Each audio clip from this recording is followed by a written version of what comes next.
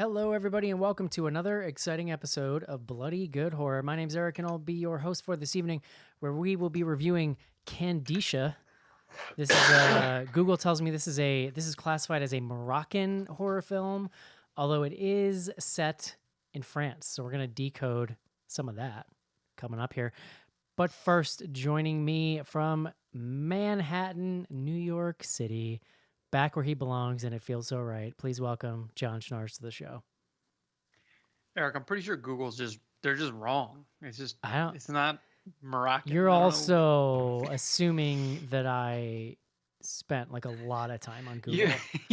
You did more than one Google search. You're assuming I like clicked on a link or let's not. I would never assume something like that. Good. John read the Wikipedia for this, so it is one of the shortest Wikipedia pages. It's shockingly short. Next up on the show from Richmond, Virginia, please welcome Caitlin. hello. Next up from Indianapolis, it's Mr. Casey, back from the dead. Hello. And last up tonight, from the, I'm told, balmy climes of the Pacific Northwest, joining us tonight. That's right, a true West Coaster on BGH. Please welcome from the Zombie Girls, Ariel, to the show. Hi. Welcome back, Ariel. Thank you. You get all the like high-class good movies for the show so far, and Rachel's gotten all the trash. But Wait, what was the other one? This is all Ariel was on Candyman. Candyman. Oh, Yeah. Yeah, that was a good one. Yeah, and Rachel got Malignant and Saw. I don't. Yeah. To be fair, though, I have sent them emails and said, "Hey, y'all, which one of you would like to join us this week?" So I take no credit for this. I specifically designed that system in a passing the buck type of manner. Yeah. So Yeah, no, it's been great. I've been around the block a few times, John. I know what I'm doing. All right, let's get into it here. Let's take a quick break and talk about Kandisha. This is it, Senator. Your big breaking TV. From the prime time. Main feature.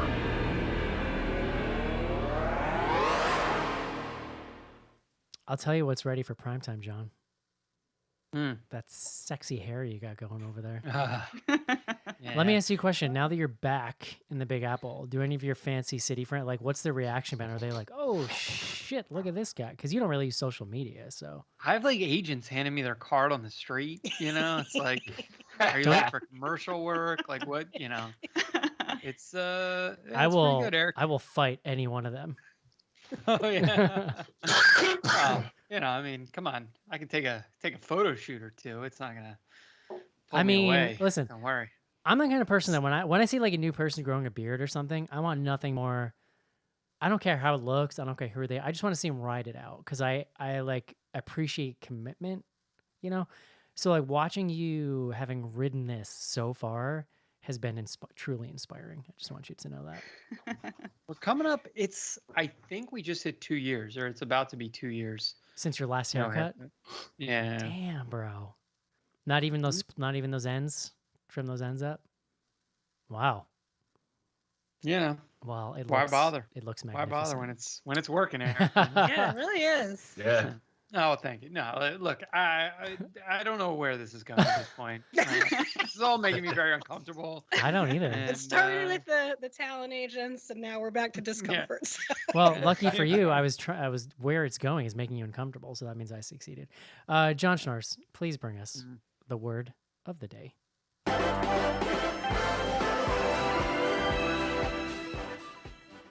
John, what is the word of the day, and why is it lustrous? That would probably not have been a fit for this film. The actual word of the day is sorcerer. Sorcerer. Nice. Sorcerer. Very simple here. A person who claims or is believed to have magic powers. A wizard. It's unclear if a sorcerer has to be a man. I actually don't think it does. There is sorceress. Well, true. There's a feminine version, but it comes to us from the Latin. It says sors, S-O-R-S, or sort, which again here I don't know. I'm not 100% sure I'm reading this correctly. It just says lot. L-O-T. That's like the definition for the Latin. But it then passes through the Old French, and this is what's important for purposes of this film. Old French. Sorcière, S-O-R-C-I-E-R. And when you search that, it actually, the definition you get is witch. So I don't know, maybe in the French it was like a little more sort of like gender neutral. Although I think, like to your point, when we say sorcerer, we mean man. There's a gentleman in this film who is credited in the film credits as sorcier. He is a disgraced imam, and in sort of, as we'll talk about, I think in sort of like Western or certainly American films, we would call that person an exorcist. But here he's a sorcerer. Muslim I don't know, I thought exorcist. That was an it. interesting Muslim one. exorcist That was was a a really new good was word a of the new day. one for me, Yeah. Jim. Thank you for that, Schnars. Why don't you tell us a little bit about Kandisha? Well, I will tell you a little bit about it. Kandisha currently streaming on Shudder. It also looks like it might be streaming on Prime, so it's not like a Shudder original, I don't think. But that's where we found it. It actually, on IMDb, it does say Shudder original, but it looked like it was streaming on Prime. In any event, I think the thing that drew us to this, if I had to pick one thing, I would say it was the directors. Alexandre Bustillo, I don't know. It's French, and Julian Maury. These are the folks who directed Inside, which was sort of their that was what put them on the map. They've done a bunch of other stuff. We were talking about it a little bit pre-show. There's a couple other French films which I was not familiar with. They did a segment in ABCs of Death 2, and then in 2017 they did Leatherface, which is like Texas Chainsaw Massacre 14. I don't know. You all maybe have a better read on that, but so yeah, I mean, I was excited because of the directors. We can get into it. The background here is it is set in France. I don't know if it's set in Paris, but it's set in France. It's set in like urban France. There's three friends. You have a black friend, you have an Arab friend who's from Morocco, hence the Moroccan call out you had earlier, and then the sort of like white friend, and they're very into spray painting, graffiti. They are graffiti artists, and when they're working in this condemned building, they're like pulling away something, and they find the word Kandisha, and the Moroccan friend sort of explains to the other two that Kandisha is like, I mean, it's effectively like the Candyman of Morocco, I guess. Bloody Mary-ish. Yes, exactly. She's I was going to say urban legend. It's not really an urban legend. She's just like a myth. And the idea is like you summon Kandisha. She is a female demon, and she it dates back to the colonial times, which there's a lot of stuff going on in this movie around so the racial politics, race relations of sort of the younger generation in France. We'll talk more about like, where this movie is set and sort of how they paint that scene. But so when you summon Kandisha, she arrives and then the murdering starts. And there's like some rules that are explained as the film goes on, but basically the setup is that the white friend here, she was dating, I think it's actually another, if not Moroccan, like another Arab kind of friend in their group. And she is like walking home by herself. He's like drunk and sort of, he attacks her. He basically tries to sexually assault her. He physically assaults her and then tries to sexually assault her. She escapes and then sort of in a rage summons Kandisha, who then immediately murders him, and then like other people start to die. And that sort of kicks off. The rest of the film, it's borderline like slasher-ish at times. But yeah, a lot of killing. Love it. I tried to interrupt you, but I had my mic muted so I could cough. So you're welcome. Thank God. Caitlin. Saved by the mic. Caitlin, what'd you think? So I like Kandisha. I first heard about this from our friends that attended the Chattanooga Film Fest. I actually attended. I didn't catch this one during, but Joe Ferry, our buddy, and the guy I do films at First Sight with, and then Jody and Lara had all watched it during the Chattanooga Film Fest, and everyone was like, "You got to watch it. This is like right up your alley." And when it came to Shudder, I watched it, and they were right. It's very much up my alley. I know that we're not getting anything like wildly new here. It's a demon invocation gone wrong. It reminds me of Pyewacket. I was talking to Chase about that before the show. Just like you invoke this demon to do whatever bidding, and it does what you had set out for it to do, but then it goes a little too far. So it's not totally new, but I did really like it. And I think the gore was really good. We get a lot of kills. I think, Schnars, that might be where the slasher feel comes in. The gore is really good. I like the design of the demon. She's like half goat, half lady, and she gets larger and goatier and like grosser as she kills and gets stronger. I love that song by Godier. He's so good. But yeah, I liked it. It works for me. We can talk about sort of the mechanics of invoking and like how the revocation didn't go well. One thing that I brought up over email and was kind of joking about, but I'm glad that Ariel helped validate it for me. But it's sort of like the white girl is the one that invokes a Moroccan demon, and it's like, it's not your culture, babe. Like, it's kind of like a lesson in demonic cultural appropriation. But yeah, I like this one. It was cool. Oh, and I love the designs. I think I mentioned that, like I love the set designs. I love the apartment that the brother and sister live in, and they have that old like 70s style couch that probably smells like years of people and cigarettes, but it looks really comfortable. You love and, that. I love it, Schnars. Get me I some do. smelly couch. Listen, I love antiquing. I know what it smells like. So, I thought it was a cool movie. I really did like it.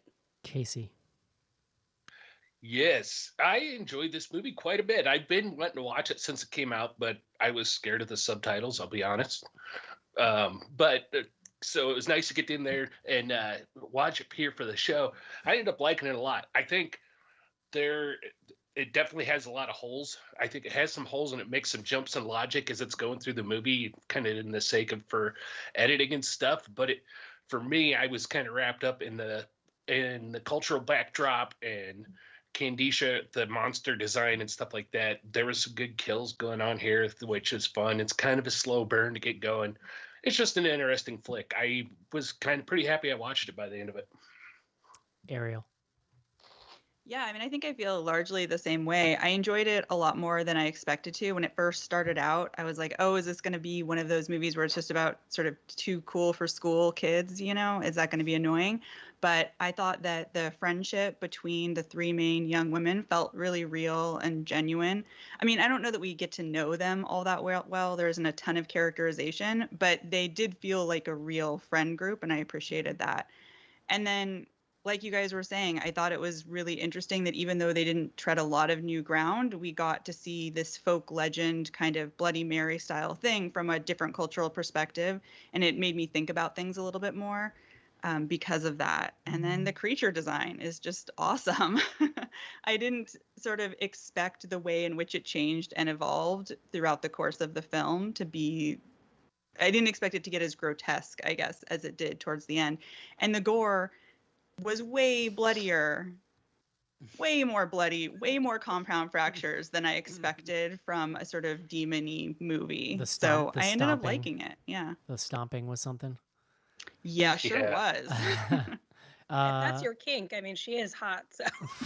Yeah, I mean, that is if some your kink people's is thing. Goat feet stuff. Getting stomped on. Yeah. Yes. I mean, John. That's true. That's a pretty specific Schnars, one. have you been on the internet? There's a subreddit for it, I'm sure.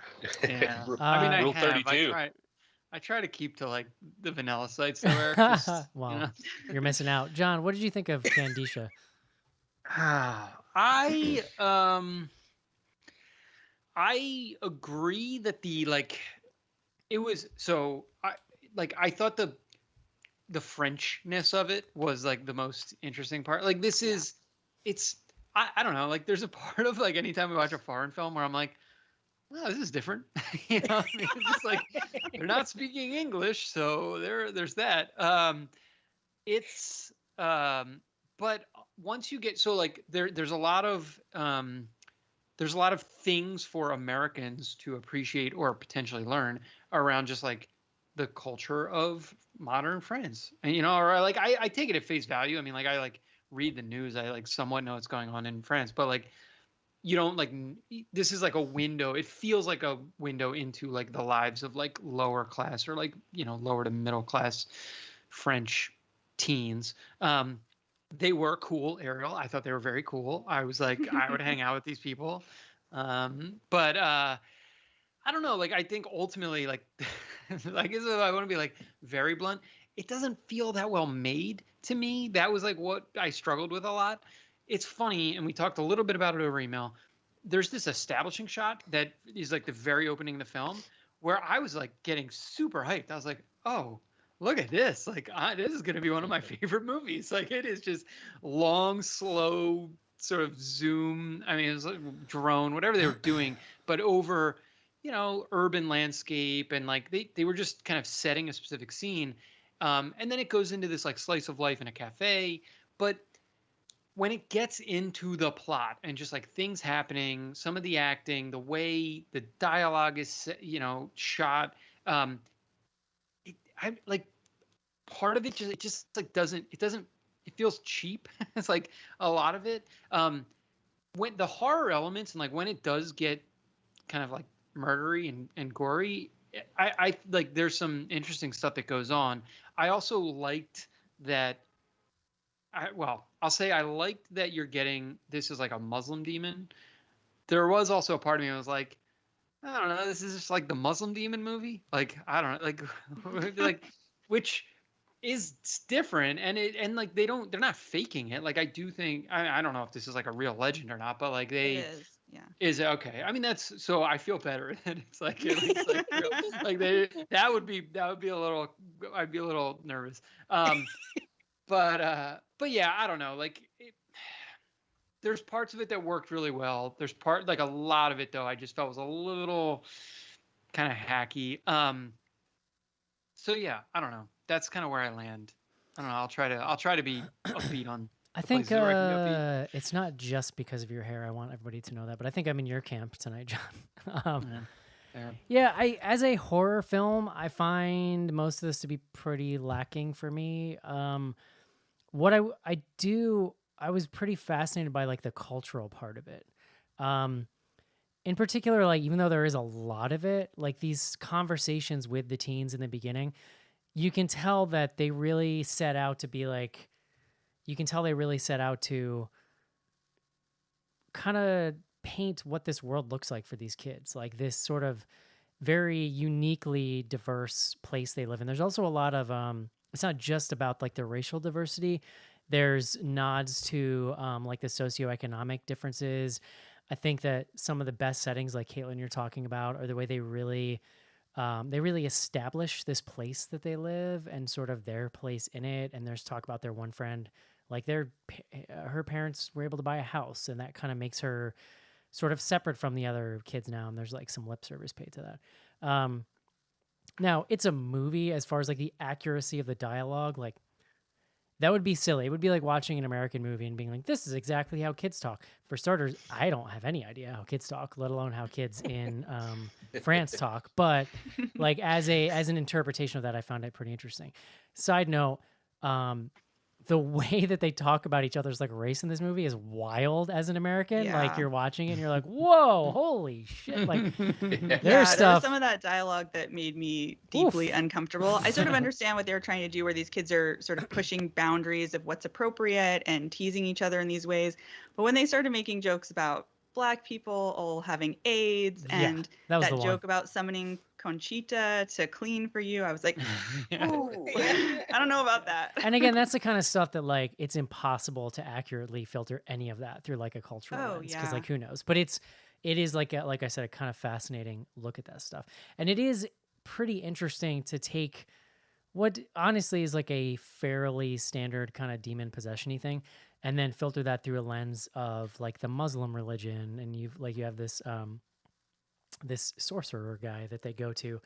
I enjoyed those characters and the way that that kind of brings a different kind of like overlay to everything. But if I'm really just stepping back and looking at this, I feel like if this was an American equivalent of this movie, I would just be like, oh my God.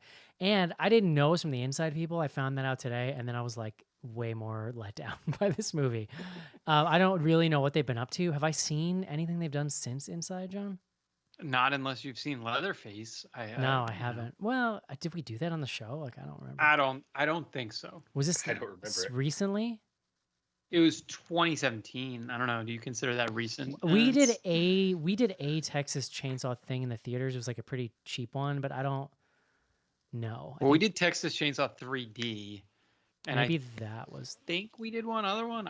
Anyway, I've seen a bunch of them, but yeah. I mean, who knows? Inside was a long, long time ago, and that's a movie that definitely has just on the premise alone is like worth watching because it's insane. But that was the very first time I made Eric uncomfortable in person. That's true. That's true. But that was when I learned that Casey laughs when he's uncomfortable. I think. So anyway, it was kind of a letdown for me. I wasn't that crazy about it. I'm a Schnars though. Some of the best establishing shots I've ever seen, and it's partially because of how beautiful this kind of like urban landscape is. Like that opening one is really cool. Just that real slow, because you start off so wide that it's just like a panorama of the city, and then by the time it cuts, you're like right up on these apartments, and so you really kind of get this slow feeling of like it's like, okay, here's exactly where we're going. I don't 100% understand what they were trying to do with those shots, or really any of those like kind of urban establishing shots, because like the environment, like the place they physically live, it's important, and like it somewhat becomes important because there's like this condemned building where they're doing the graffiti that, like, when I say it's important, I mean like narratively, like in the plot. Like you could have set this thing anywhere and it really wouldn't have been all that different. I mean, they would have had to like figure out some other plot moments, but I don't know, like, was I supposed to like take anything away from that? Like, I guess that it was drones either are just cool. like showing that this is a low income area, or that maybe this is subsidized housing and they're like not confined here, but like they're more or less like stuck here, and maybe that's sort of like, you know, it could be that, like, I mean, to your point, maybe if this was an American film and you know, like, that carries more weight for a French audience if it's like recognizable as like, oh, that is such and such neighborhood, and or like this type of house. I mean, you're right. Like maybe that is like the. I mean, if it's a project, I mean that's a key plot point for Candyman. I or at did. least the new one, Yeah. You know, I did enjoy. I liked how in Caitlin's words she got goatier as the movie went on and taller. Like by the, I didn't totally notice it at first, but then by the final scene, you're like, oh, this chick is like 10 feet tall. Like this is it's crazy. huge. But it's teed up. what I will say, like, it made me appreciate the way though that CGI is used to subtle effect to make even simple costumes scarier, because it is not used here. Because in the beginning, she's just a lady with like a veil on, and it's like what I realize she's is wearing a that full body veil in the beginning. no, I understand. I get it. With the girls No, out. but like, but she gets like sexier too as things go on. No, I but don't what know, I'm sorry. saying is like they're small things, like making her look more ghostly or ethereal, or like give her eyes that are all black, or like make, you know what I mean? Like there are ways that a lot of modern filmmakers would use CG just subtly to make her look more like Spectre-like, whereas like there's nothing that makes her seem from another plane. She just is there. She's just a lady in the room, and you're like, She's a hey. goat. She's got But goat she- legs. so I thought the tee goat up the- effects were like a little questionable. The goat legs. They tee Yeah, up the I mean, like that's true. physical changes when they should. There's, I think is it the first time they meet the sorcerer imam person, and he like hands. There's like they're looking through the pictures, and in the pictures it shows the sequence of like her. Like there's one picture where she's like huge and she's like physically like holding someone in her fist, and at the time I was like, oh, that's, you know, oh, there's like that's the myth. But then it was surprising that she like actually follows that progression.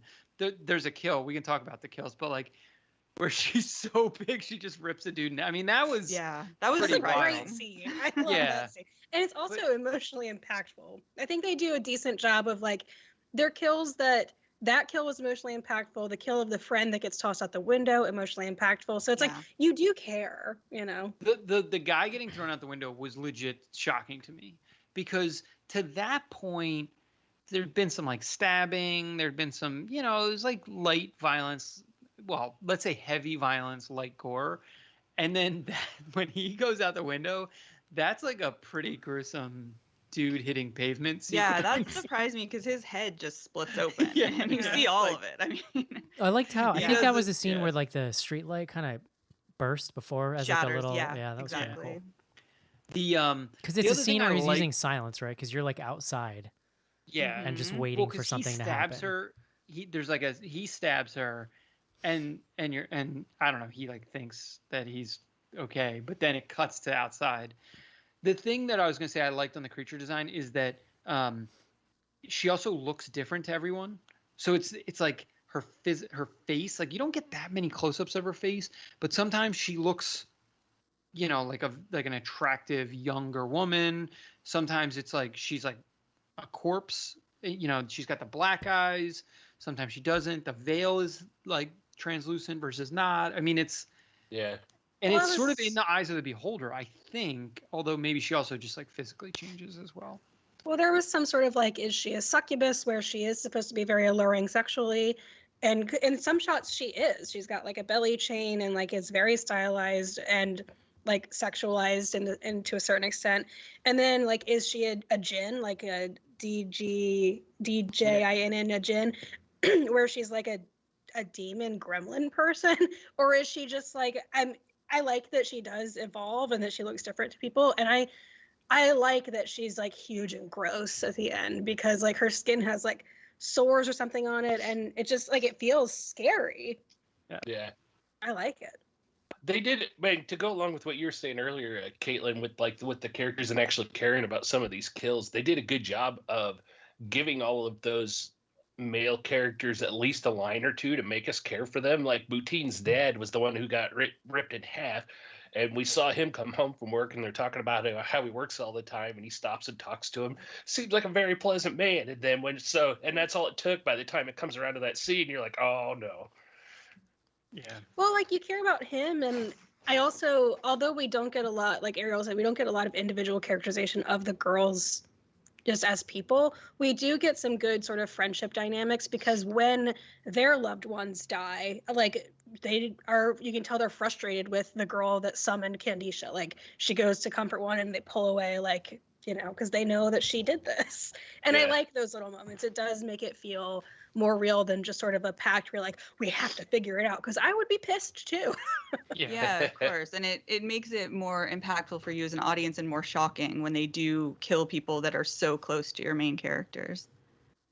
Oh, definitely. To me, those dynamics between the friends and even including the brothers, like, so you've got like the Moroccan brother, you've got the younger brother of the girl who summoned Kandisha.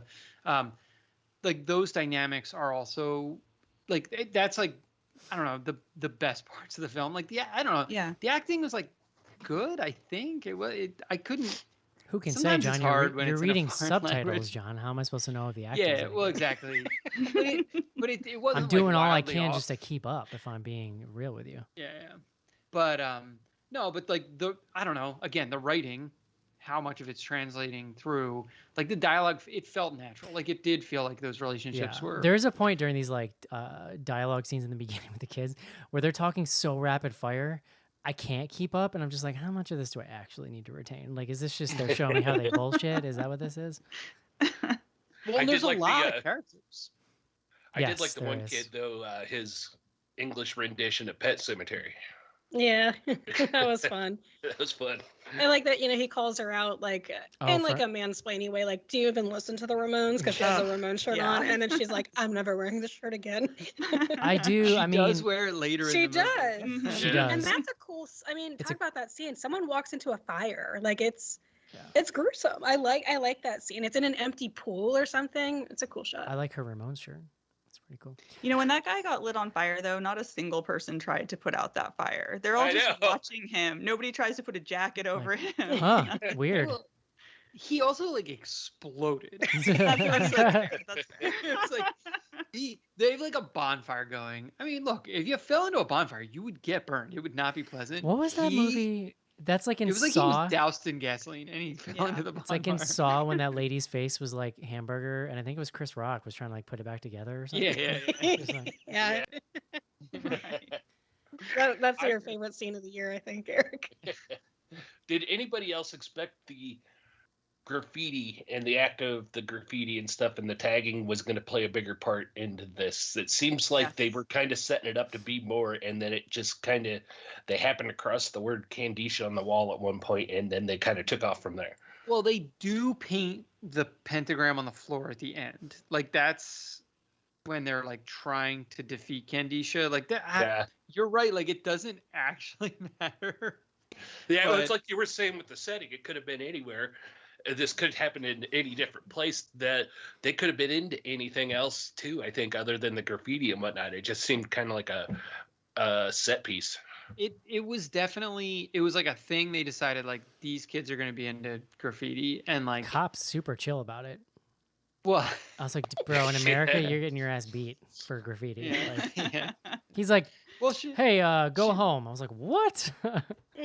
there's also a little bit of like this was something again like in the realm of like problems I had, like this was not a small one, but so in that sequence she's like spray, she's spray painting and it's like if I spray painted. Yeah, it's just like, the letters. Here are some words I'm writing on the wall. Then when they're like showing them doing their like artistic spray painting, it's legit like Insane. this gorgeous portrait Yeah. of the Moroccan family's like parents who I guess have The passed away. deceased parents. Yeah, and it's like oh, they're like professional like muralists. Right, the talent level jumped up It's real like, high. yeah, like That's a really good point. She What? legit just writes letters in black spray paint in that first scene. it's just like it says like look sideways or turn your head, idiot. It or was, something. Bastard. yeah, it was Yeah. tilt your head, idiot. I think. Yeah. So, Mhm. but yeah, the Well, cop's just like, hey, knock it off, please. Knock it off, right? Well, speaking of pentagram on the floor, I love the scene when they're in the imam's apartment, and it's like it's chaotic in there because there's so much stuff, and then like they just like pull back a rug and there's a pentagram carved into the floor. That was If really like I was like Yeah. that, I want to be there. Like if you have a home where like you pull back your rug and there's like spooky shit carved into the floor, that's really cool. That's my scene. So Oh, yeah. I also agree. So I agree. Like that scene was where I kind of was like starting to roll my eyes because you really were checking the boxes on like demon possession. Like, all right, now we got to find the disgraced priest who like knows all the old ways. Now it's not a priest; he's a disgraced imam. What I will say, I agree. The apartment is very cool. Like just like the way they designed it. That actor legit could have been a disgraced imam that they found on the street. I know. 'Cause he looked crazy. Like wherever they found him and whatever he was doing before, I was like, oh, this guy, very, At very one on point, point. after they started summoning Kandisha in that scene, he was laughing loudly. Yeah. Well, that sequence was very bizarre. They're all like seeing different things and like, yeah, he doesn't fare well either. Well, that's what's kind of cool. Like the stakes are pretty high because it's not just like he fails; he dies. Yeah. You know, Yeah. like it's pretty Yeah, that's significant. true. Although it's not.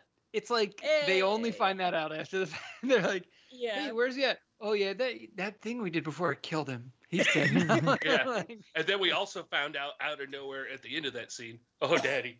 Yeah, it's his son. Yeah. I don't know. Yeah, there was some. Yeah. And he was there at the end too. That guy. I like that he was like now one of the like auxiliary crew. He's like part of the scene.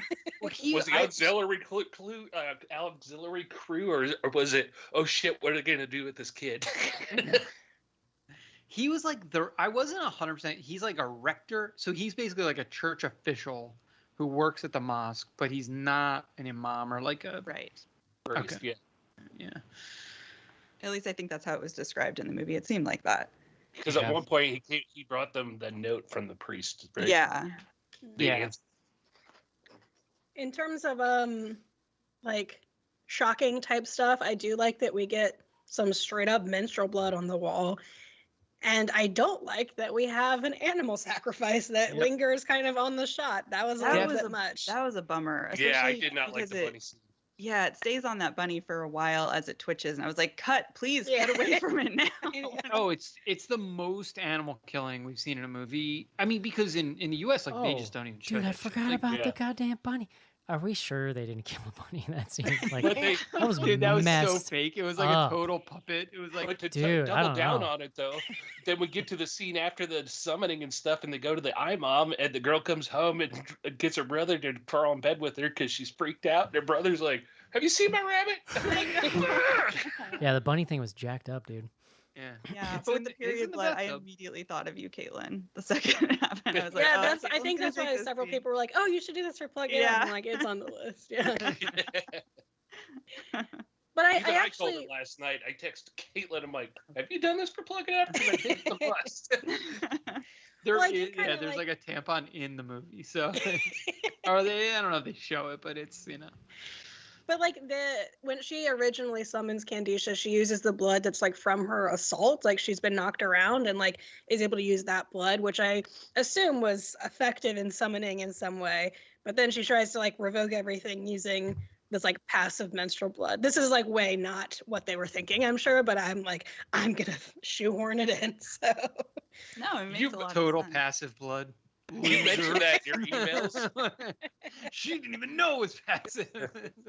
You had mentioned the menstrual blood thing, and if it wasn't effective, going through the emails. So I was watching the second half of that movie. I'm like, are they going to tell me that her menstrual blood screwed that up? I thought Sarah was in there, and I'm like, oh. damned period every time. Yeah.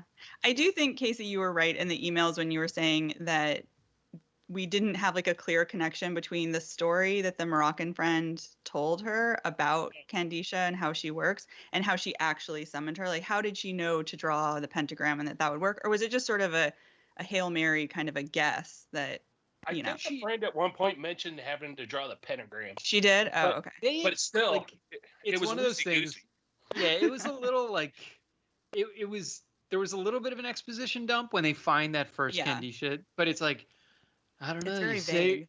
you say her name a couple times and you draw a pentagram and then there she is. So yeah, but I mean, I suppose Candyman's not any more complicated than that, how you summon him, Yeah. or Bloody Mary, right? It usually is a fairly simplistic thing. if But you like make it hard, no one's gonna. Like a dog That's what- song. Yeah. That's what I didn't appreciate about it, though, is because they're in that room with all the tagging everywhere, and it looks like Yeah. it's been going on for years. It's coming off in layers, and she happens to see the word Kandisha, which, if you didn't see the cover of this movie, not familiar with the mythology of it, you're kind of thinking, oh, it's just a word. I was expecting them to pull away in kind of something Candyman-esque to find out that they pulled more layers away and it would add more, like there was a pentagram or like a painting of Kandisha that'd make them say, oh, what's this? Because why are they going to get that curious over one word to get the friend to tell the story about the myth? Right? It all Yeah. just kind of happened that one night because Yeah. of Yeah. Yeah. and she is like the avenging spirit. I mean, we haven't really touched on like she's basically like a feminist avenging angel, sort of. Well, she's like, I mean, she's summoned in this instance to sort of like avenge, the girl that was assaulted. But what happens is she ends up killing, like, I think she has to kill a certain number of men. think it's Period. six. Yeah, Yeah, six six men, and it's like, but it's just men, and it's kind of like there's something there, I think, like trying to understand like rape culture and patriarchy, but it's not connecting in the movie, and it's not connecting for me But- in the way that I wished it would. The real story, like the backstory, like and Ariel, maybe if you read about the actual myth, like you can fact check this a little, but like, so As an expert, Ariel. Oh, yeah, of course. but like in colonial Morocco or wherever the Yeah, Kandisha Morocco. story is from, she was like a courtesan or basically like a sex slave or something who like started just like murdering the colonial people. Like basically that's like Cool. my understanding of like it's actually not so different from Candyman, right? In that like Candyman, I mean, there's like different racial politics and it's like the U.S. and yada yada, but like Yeah. she was in a colonial oppressed society and like forced into like whatever sexual slavery and then started killing people and then became this like avatar for women, you know, who wanted revenge. I don't know. Yeah, I mean that's a lot of what I read, and it seems like it's a little bit different for different cultures who all sort of claim Kandisha, but that's essentially it. Yeah, and they were. I think one of the things I read was that in one version she was a countess who tried to rebel against the Portuguese in Morocco and then was murdered, and then like you said, Yeah, used yeah, as an avatar. That sounds right. Yeah. And I mean, I think that's an interesting part of this movie. It's not a myth or a folk tale that I was familiar with, so that does add a layer to it. But to your point, Caitlin, like you were saying earlier, and like we talked about over email, it does feel a little weird that the sort of one white character is the one that summons Kandisha and sort of uses somebody else's culture for her own, revenge against this guy who did her wrong.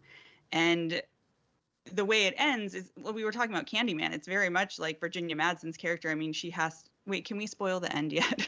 Oh yeah, please. Okay. By all means. So she has to sacrifice herself in the same way that Virginia Madsen's character sacrifices herself in Candyman. I mean, it's sort of the same thing, and maybe you could call that like a cautionary tale about cultural appropriation. I don't know that the very end, though, really makes that point clear. I think it muddies the waters a lot because in the very end, we have the brother call on Kandisha because he misses his sister because she had to sacrifice herself and is now dead.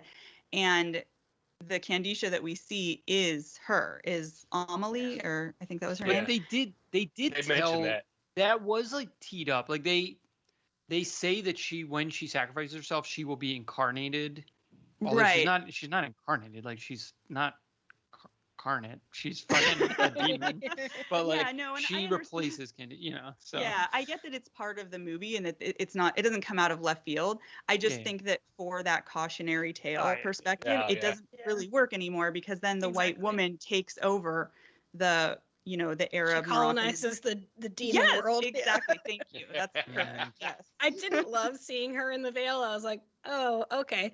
But I also like, the end is set up like a lot of horror movies are, where it's like, and then it cuts, like the brother wants to see her face, and it's like, oh, here we go again.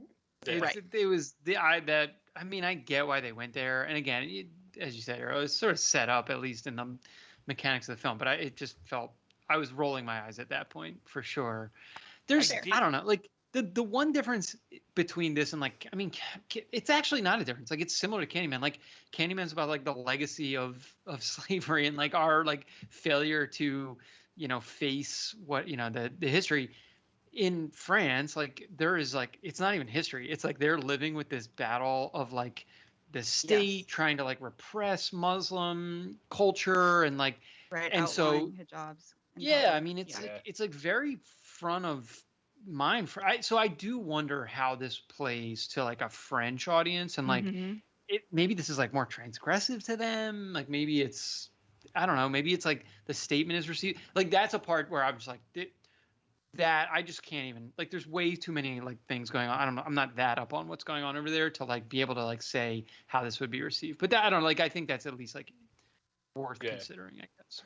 But like in that second inning that we're talking about, it definitely was cheesy and it felt kind of tacked on too. I would agree. Yeah. I did like how they handled the first inning though, when we see the end of Kandisha as we know her and what happens and rolls down there because there's that whole sequence of Kandisha being in the little brother's face and like stroke his face with their nails and it's coming. And at this point, they don't really hide the fact of where this movie's going. It's going to happen.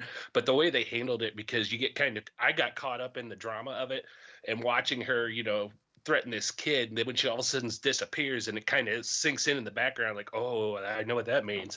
I thought they handled that well. Yeah, I agree with that. Love it. I ran out of things to say, but that was very astute from all of you. At one point, Eric took off his glasses and was like rubbing his I eyes, and I was like, did. he's Oh, no. good. True. He was listening. I could tell he was No, I listening. knew he was. Yeah, I was That's just true. like, I know. Would you recommend this movie, John? No. Ariel? I think I probably would. I don't think it's the most fantastic movie out there. I think there are a lot of movies that have done a similar thing better, but I think there's enough good gore and an interesting cultural idea here to be worth watching. Caitlin? Yes, I would. Casey? Yeah, I'm with Ariel. I would watch it and recommend it. I'm going to say no. Simple, I like it. That's it. Arms crossed for those of you that are not watching live.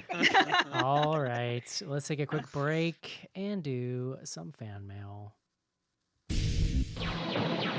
It began in the outer reaches of the universe. They're coming! An alien war that spread throughout the galaxies. Now, the final battle has landed in the Browns' backyard. Critters, check them out at a theater before they check you out at home. Critters, rated PG-13. Critters opening soon at a theater near you.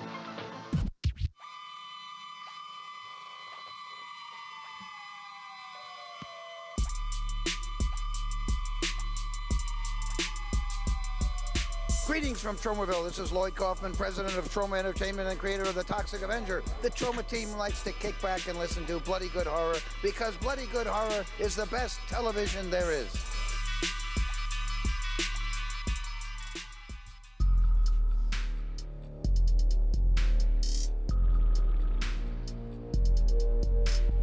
Send feedback to info@bloodygoodhorror.com or on Twitter using hashtag AskBGH. Join Patreon to get back episodes and much more. Patreon.com/bloodygoodhorror.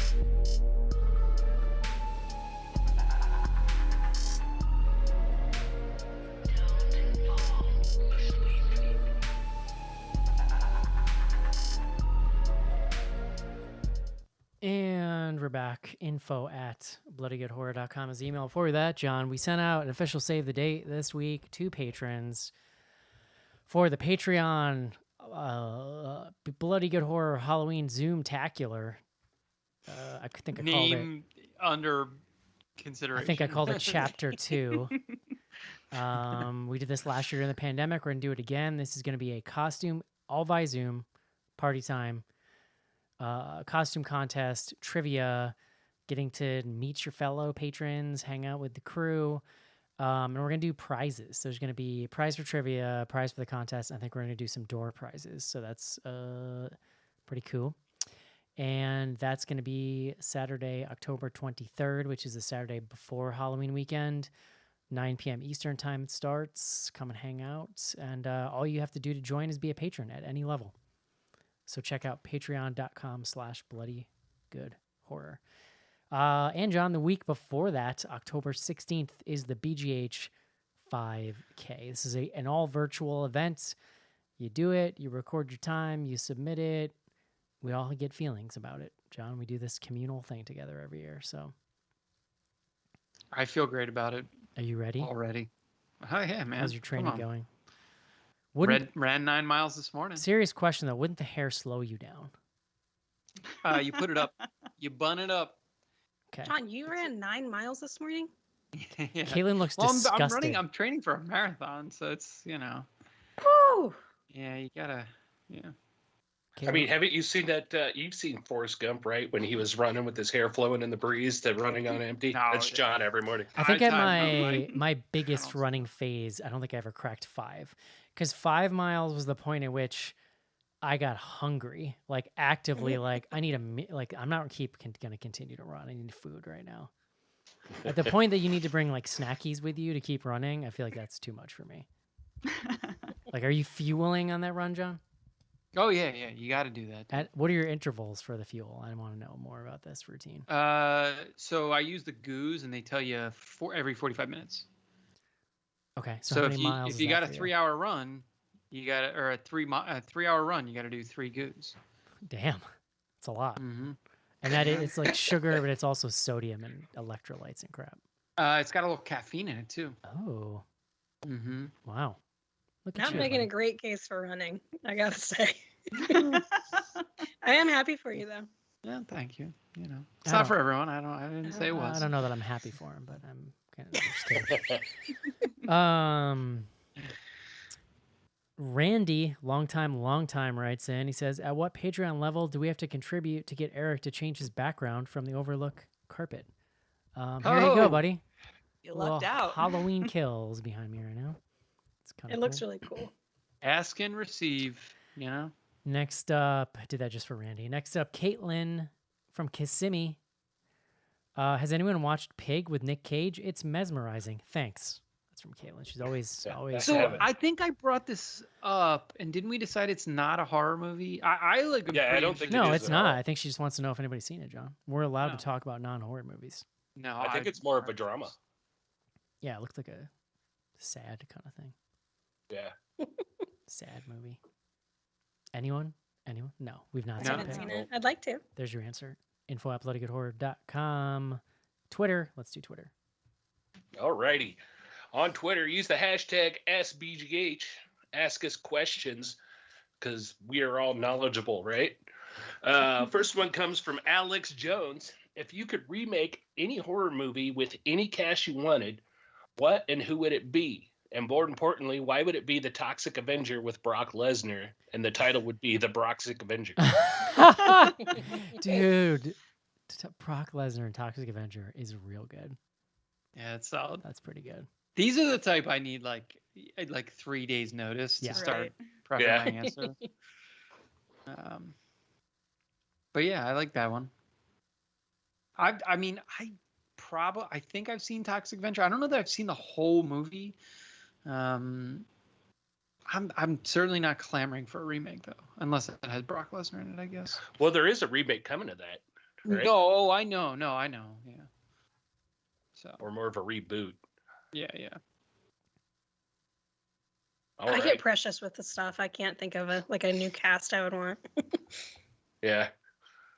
It's a hard choice because, and I watched a lot of like the Ken Marino cast comedians and their shows and whatnot. So I'd be looking for something like Hell Baby or something and probably end up being Ooh. disappointed. Yeah. Get down for that. All right. Next up from Elijah Woody Harrelson. How does the BGH crew and guests like their hot apple cider on a spooky fall day? Any additions or treats that pair well with it? I'm basic and will go for some spiced rum if it's party time. If you're not into cider, any fall drinks you do like?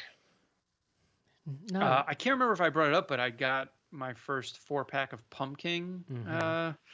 Actually, it was like end of August. It was like so fucking I early. saw this thing that I'm fascinated by, Bud Light. So Bud Light makes seltzer now, and they've released like Yeah. a fall pack of like pumpkin spice Bud Light seltzer. I kind of want to know, like, what could I that did possibly see that. taste There like? was it's like 4 different flavors, isn't And it? like, yeah, apple pie, Or and like like shit 3. like that. Yeah. There's like cranberry in there. I like cider. I'm not a big drinker though, so I probably would keep it just plain.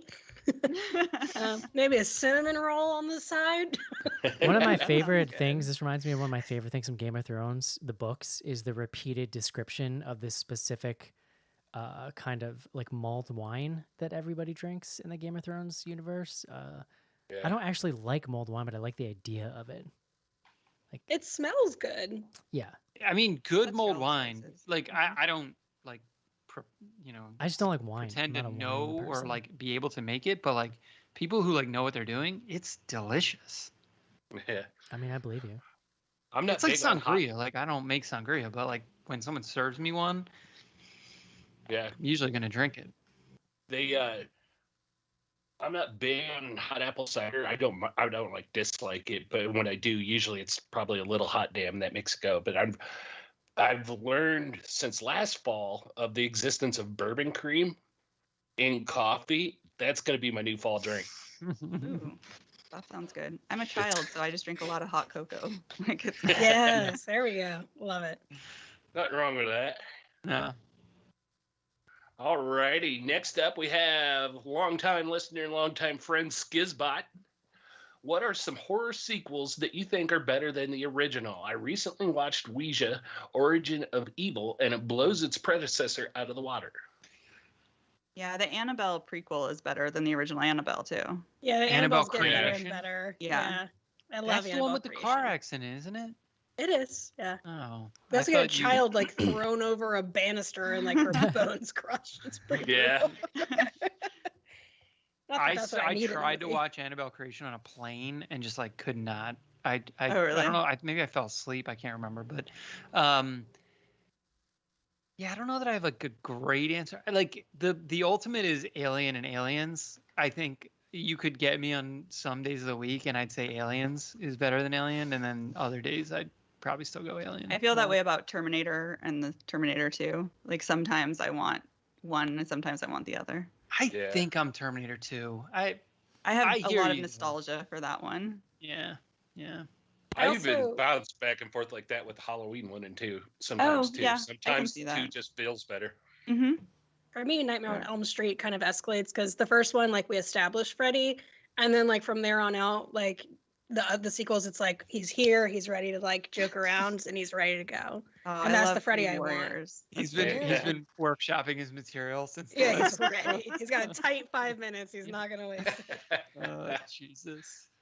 Speaking of Nightmare on Elm Street, just to throw out there, I've been watching Mad TV in the background while I draw at night before bed, and I happened across the Halloween one like 2 nights ago that was ahead. Robert Englund as a special guest, along with Kiss. Wow. So there you go. Yeah. All right. All That's a Mad right. TV episode. Yeah, it is. Alrighty, next up we have at Erie, Arizona. My parents told me I would turn into an Oompa Loompa if I ate too much Halloween candy. How did your parents control your intake of Halloween candy? That's a good question. It is. I think that on Halloween night we were probably like we could go through and then we were probably given a quota of like what we could eat that night, and then it had to be like doled out or something. I used to keep it in my bedroom, and I Wow. don't know why I didn't eat it all at once. Yeah, I think That's why you're the business manager. think 'cause ours- even as a young lad, you could. Ours figure was it Well, I out. think I would transferred. just eat it until I got sick to my stomach, and my parents were just like, "Yeah, he's learning his lesson, I guess." Yeah, I think that's how my parents were. I think ours know- would be I don't put- remember them taking it away from me, and I don't remember eating it all at one night. So maybe it's like they're like, well, we're not going to make a big deal about it. He's not going to get overexcited about it. Ours would be put into like gallon freezer bags. They probably just stayed in the counter, probably in the Yeah. kitchen. would be my Yeah. guess.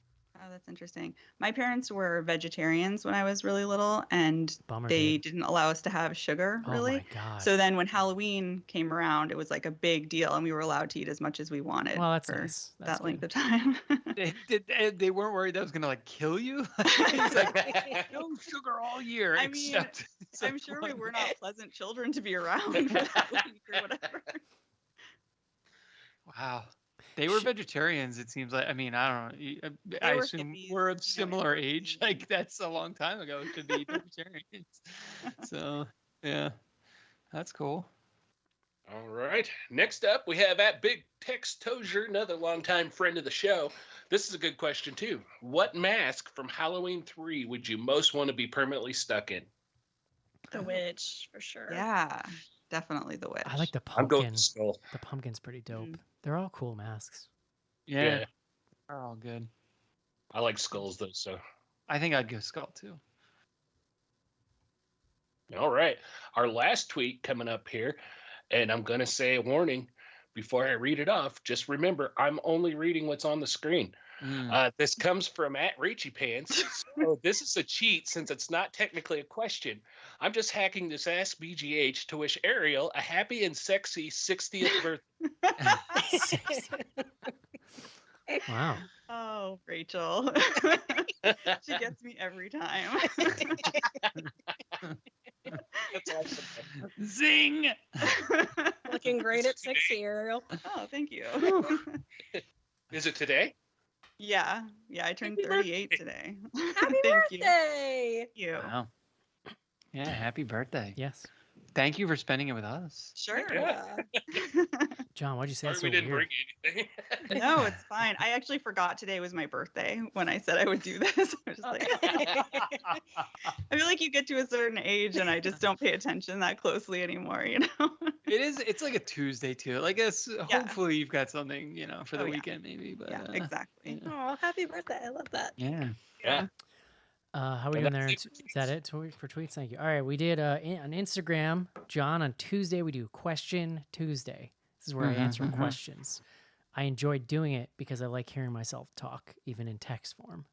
So Yeah. No, I'm aware. We know. it's fun. Bloody Good Horror on Instagram this week. First up, what brand and flavor of popcorn is best?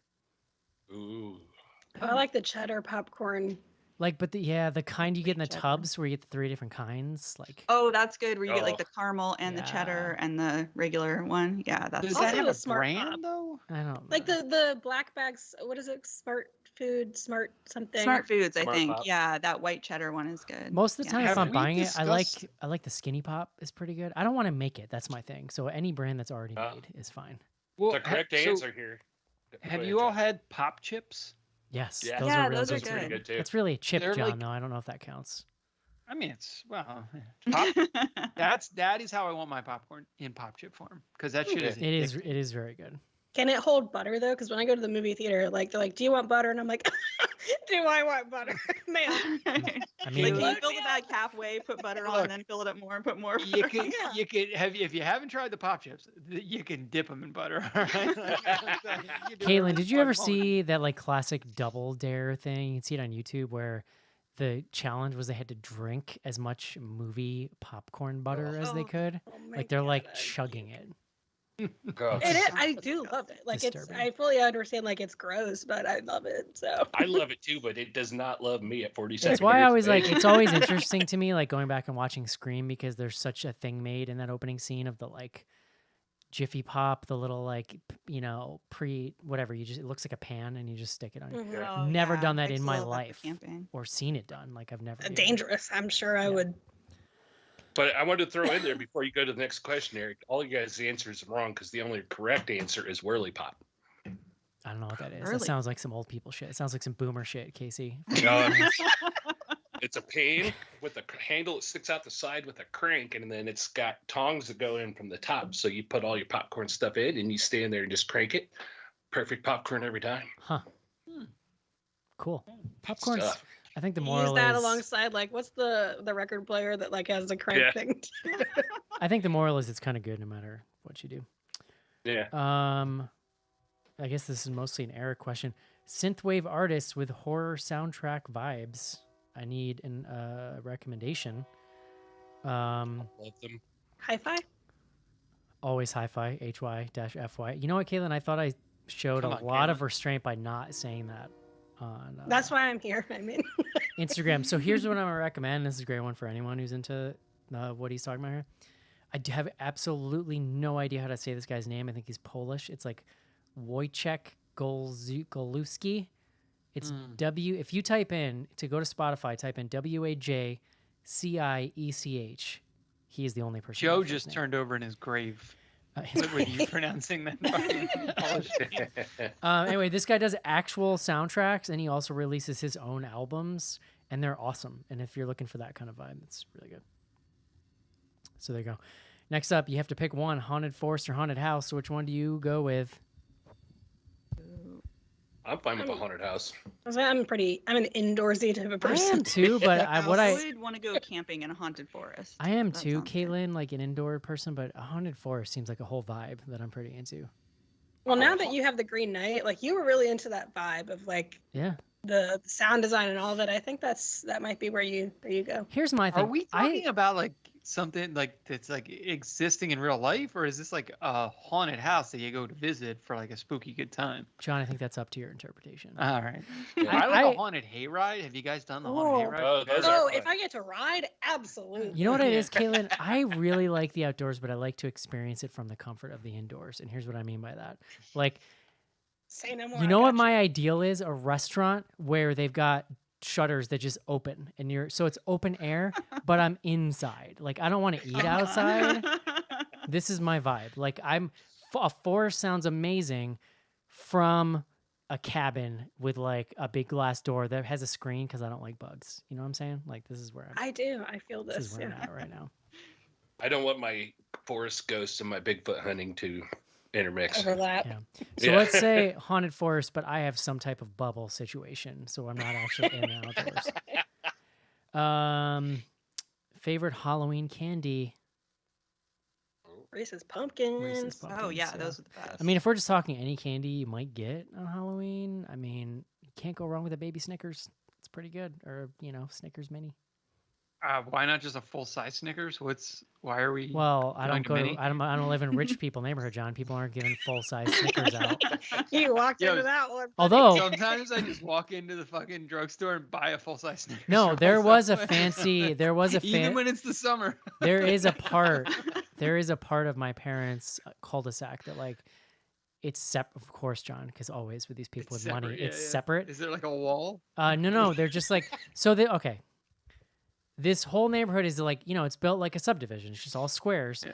But then in these two particular places, there is a straight road that is not a square that goes off like a half mile to like a circle, and at the end of that circle, a bunch of Richies with houses the size no one needs, John. But if you braved it and walked down there because it was dark, because there weren't any lights or anything. If you walked all the way down there and went all the way down one of their driveways, they usually had like full-size candy bars, as they should, because that's called giving back, John, for using up all our Hashtag tax the resources. rich. You get on your bike, you go down there first, you get back to where all the other Yeah. houses are, and then you maximize your. Yeah. You need to work on your strategic. No, because you walk and you just vandalize things on the way down there. Yeah. Like, if you're on your Alright, bike, I mean, you made it can't sound scary. Okay, Kandisha. you can't raise some hell on the way down there if you're on a bike, John. Did you have your bubble back then too? No, When you were walking down there? no, I was cool with the outdoors back then, mostly. I do like those Reese's Pumpkins. They're real good. Favorite moment from a horror convention that you have attended? I mean, I've only been to the ones in India. The ones we've gone to together. It was yeah. it was when like Andy got real wild. Andy and stripped down to his boxers and swam in the fountain at that The golden hotel. god moment in the fountain.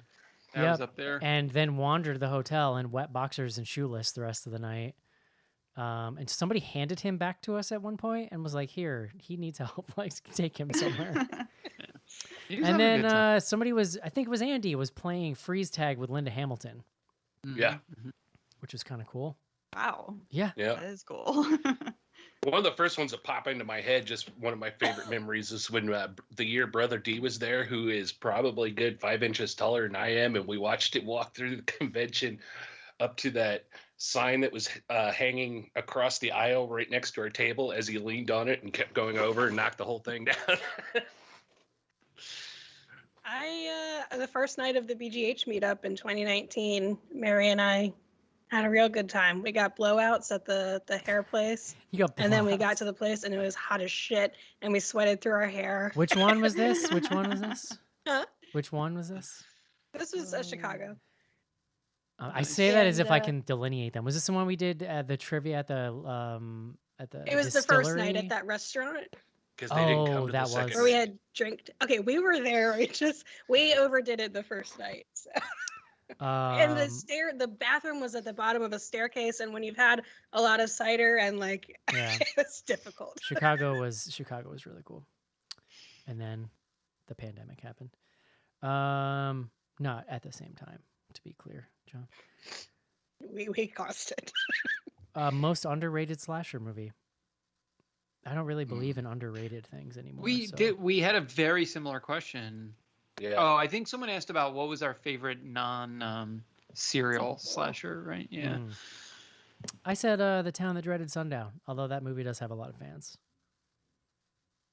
But Casey I'll and give I are the going same to answer. cover. Go ahead. Casey and I are going to cover Slumber Party Massacre for Plug It Up, and I'm reliving how much I like that. And It's a good I one. had underrated it, I guess. I guess as a genre, people celebrated it, but I'm coming into it now. So all right, John. Mm. Here's your 2-question alert. Number one from our good friend Darcy Darko. Marry, F, or kill Pinhead, Pumpkinhead, or Herbert West?